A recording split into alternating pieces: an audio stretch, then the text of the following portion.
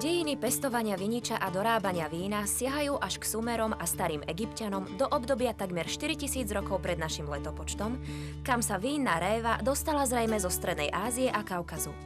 Na území Slovenska sa doložilo jeho pestovanie približne v 7. a 6. storočí pred našim letopočtom.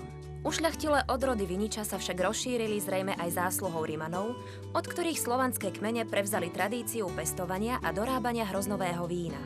A práve z územia Nitrianskeho kraja sa zachovala aj prvá písomná zmienka, v ktorej sa Nitra uvádza ako mesto bohaté na vinice. Nemôžeme nespomenúť, že rozvoju vína určite pomohli aj benediktínsky mnísi, žijúci v kláštore na vrchu Zobor. Vinohrady a víno z územia dnešného Slovenska si v ďalších storočiach vyslúžili priazeň mnohých panovníkov. Vína sa v hojnej miere dostávali aj na kráľovské dvory. A to nie len na stôl kráľovnej Alžbety, monarchovi Veľkej Británie, ale aj k Ľudovítovi XIV., ktorého príslovečný výrok Vinum regis, rex vinorum, čo môžeme voľne preložiť ako víno kráľov, kráľ vín, dodáva slovenským vínam akúsi zvláštnu príchuť svetovosti a punc kvality. Napriek tomu, že Slovensko je jednou zo severných hraníc pestovania viniča v Európe, si tunajšie vína postupne budujú svoje svetové meno. Sú odrazom celoročnej práce, potu v tvári, mozoľnatých rúk a veľkého odriekania a zanietenia vo vinohrade. Vína sú dôkazom umu a schopnosti vinárov a v neposlednom rade aj zrkadlom rastúceho záujmu o kultúru vína. Slovenský vinohradnícky región sa tiahne od západu na východ krajiny pozdĺž jej južných a juhozápadných hraníc. Člení sa na 6 vinohradníckych oblastí, z ktorých je najpestrejšia, čo sa týka odrôd, práve južnoslovenská a nitrianska.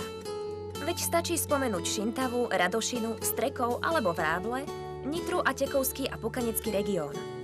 To všetko sú lokality, kde sa v nitrianskej vinohradníckej oblasti pestujú naozaj vína svetového formátu.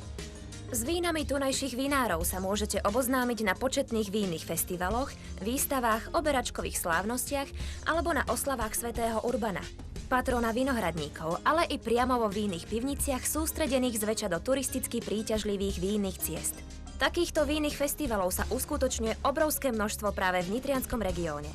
Ak máte chuť spoznávať krajinu a ľudí týmto spôsobom, určite neobíďte niektoré z nich.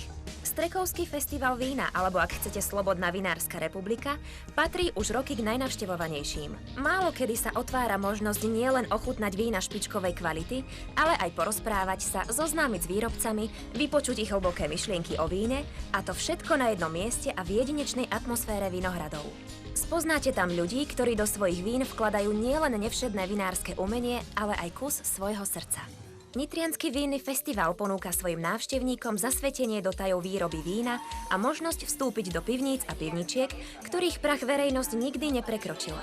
Ponúka degustáciu vín v takmer 150 vínnych pivniciach. Unikátom sú sprístupnené staré pivničné priestory v Nitrianskom podhradí, ktoré dýchajú svojou neopakovateľnou atmosférou. Tých vínnych festivalov je v Nitrianskom samosprávnom kraji veľmi veľa, či už vo Vrábloch, Topolčiankach alebo Dvoroch nad Žitavou.